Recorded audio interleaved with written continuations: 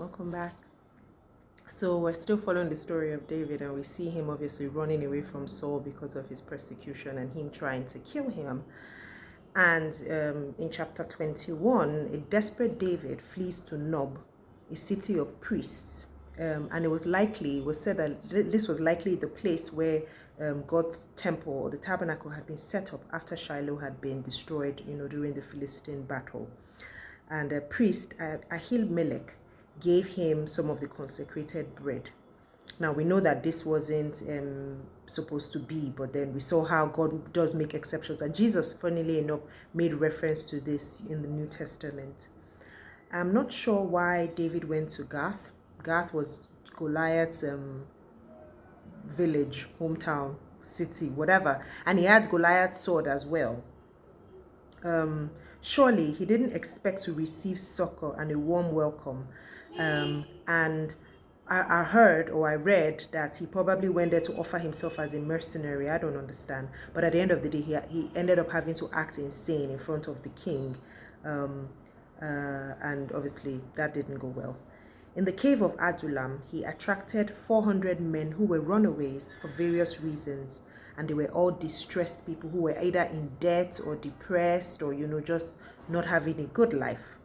And he became their captain. He had to protect his family at Moab. So he took his mother and his father because he obviously knew that, they probably weren't safe because he was on the run.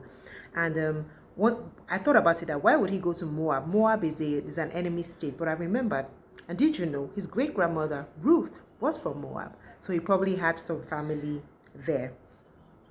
But he wanted to stay, but he was warned by a prophet called Gad not to stay there, but to go to Judah. Now, Doeg, the Edomite, was at Nob when David came to Ahimelech, and it turned out that he was a snitch. And the only one who was willing to kill the priests when, Saul, an unreasonable, schizophrenic, weird Saul. Why would you want to go and kill priests? But we found out. But Doeg was the only one who was willing to kill them when he told his men, and they were like, we're not trying to kill any priests. But he killed all 85 priests along with the cattle and everything, the livestock, everything at Nob. And everyone died except for one of Ahimelech's son, Abiathar. But one thing that did come through to me was that, remember we said how God, nothing is ever coincidental and everything always happens.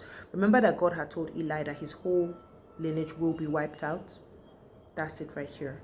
So the prophecy against Eli's descendants in 1 Samuel 2:31-33 was what was being fulfilled here. Although David believed that he was responsible, that's what he told Abiathar when he escaped and went to him.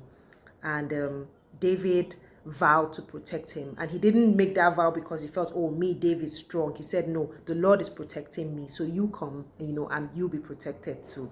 I thought that was really great.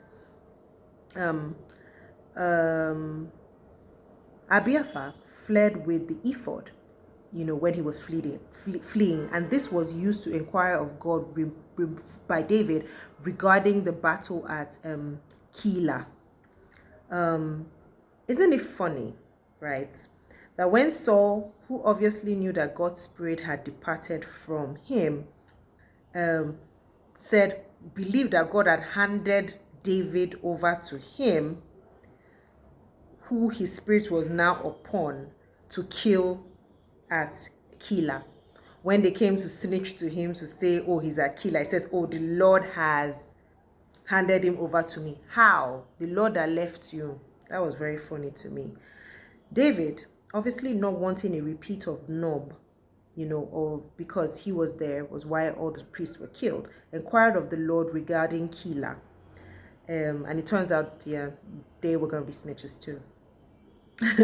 I love that Jonathan went to David and helped him find strength in the Lord. That's what good friends do when one is down or one is troubled. And this reminded me of Proverbs 18:24 that says, A man of many companions may come to ruin, but there's a friend that sticks closer than a brother.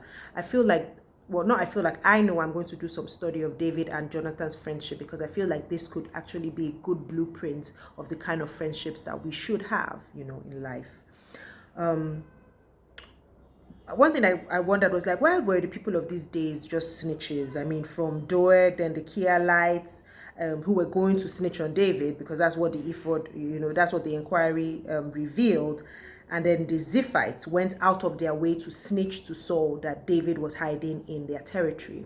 Crazy. God knows when and how to deliver us in the nick of time. Just as Saul was closing in on David in the desert of Moan, a Philistine raid caused him to quit and go back. Saul's presence in the cave. Now, we remember this. So when he came back, he came to fight him, and then he went into a cave to relieve himself. And Saul's presence in the cave where David and his men were hiding seemed like a perfect opportunity, the hand of God even, delivering him into David's hand. But it was also a test. Although the men urged David to go ahead, kill him, and put them out of their sorrow, but David didn't. He didn't take the opportunity that appeared to have been given to him on a platter of gold. I imagine if it were me, that I'm sitting, my enemy comes in, I'll say, thank you, God, for answering my prayers. But that wasn't it. He didn't take the opportunity that appeared to have been given to him, but instead, he referenced God's sovereignty over the situation. He acknowledged and recognized that Saul was king and the Lord's anointed, and wouldn't dare do him any harm. Even that piece of robe that he cut from Saul while he was relieving himself troubled him, to show you the kind of person that he was.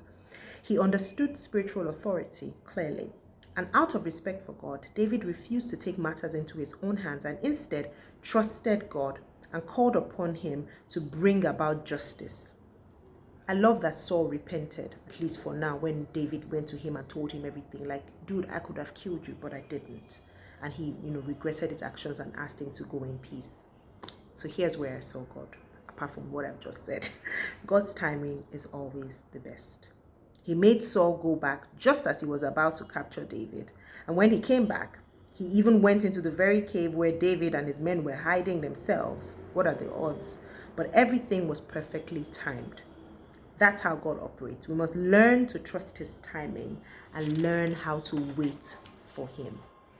Thank you for joining me today. Tomorrow we'll continue, and tomorrow we're reading all Psalms. And these are Psalms of David that cover these times. So that's Psalm 7, Psalm 27, Psalm 31, Psalm 34, and Psalm 52. See you here.